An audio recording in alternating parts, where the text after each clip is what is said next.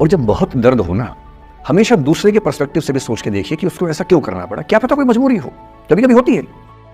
मैं बुद्ध की मजबूरी सोच के परेशान होता हूँ कई बार, और फिर मैं सोचता हूँ कि काश यशोधरा जैसा व्यक्तित्व सबका होता। बुद्ध बचपन से ही थोड़े से वैरागी किस्म के व्यक्ति थे। उनकी कुंडली देख के ज्योतिषी ने बताया भी था। माता पिता बहुत परेशान थे। शुद्धोदन उनके पिता का नाम था। माता पिता ने बहुत कोशिश की कि इस बच्चे का मन विरक्त न हो। अच्छा महल बनवाया, सारी सुविधाएं दी। जैसे ही बुद्ध थोड़े से किशोरावस्था में आए, उस समय की दुनिया की सबसे खूबसूरत महिला से, लड़की से, यशोधरा से उसकी शादी करवा दी। शादी हुई तो बुद्ध भी ठीक था, रमे रहे उस जीवन में। बेटा हुआ उनका राहुल। अब बुद्ध की विरक्ति का भाव बढ़ता जा रहा था, और एक दिन बुद्ध ने तय किया और वो आधी रात को पत्नी और बेटे को सोता हुआ छोड़ के चले गए। यशोधरा बहुत परेशान है। भाई पति चला गया है, बच्चे का पिता चला गया, मजाक थोड़ा है। राजा परेशान है कि उनका उत्तराधिकारी चला गया है। यशोधरा इतनी परेशान है, बहुत लंबे समय तक छंद आते रहते हैं कि वो कितनी बेचैन है, कितनी परेशान है। लेकिन यशोधरा की सबसे बड़ी परेशानी इस बात से नहीं कि बुद्ध चले गए, इस बात से है कि बिना बताए चले गए, भरोसा नहीं किया। और वो अपनी सहेली से कहती है, सिद्धि हेतु स्वामी गए, यह गौरव की बात। मुझे गर्व है कि मेरा पति इतने महान काम के लिए गया है, पर चोरी चोरी गए, यही बड़ा व्याघात। सखी वो मुझसे कहकर जाते, कह तो क्या वो मुझको अपनी पथ बाधा ही पाते, क्या मैं रास्ता रोकती उनका?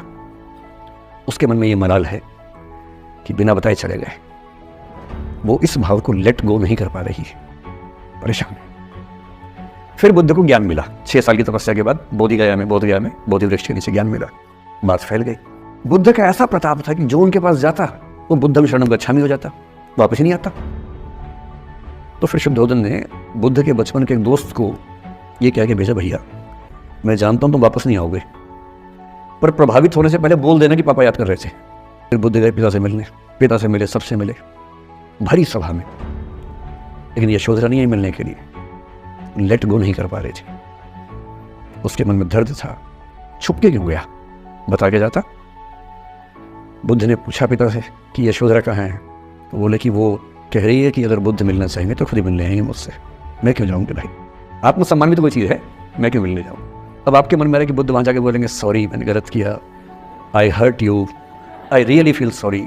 बुद्ध है वो बुद्ध, वहाँ जाके क्या बोल रहे पता है, भिक्षाम देहि, भिक्षा दो। और यशोधरा कितनी महान महिला रही होगी, उसने अपने बेटे का हाथ बाप के हाथ में दे दिया। लेट गो का इससे महान उदाहरण दुनिया के इतिहास में नहीं है कि चलो आखिर तुमने आके झुक के कुछ मांगा तो सही। उसकी जितनी ईगो थी, अहंकार था, सब विगलित हो गया। और जो औरत परेशान थी कि मुझसे बिना बताया गया, उसने अपने बेटे को दे दिया।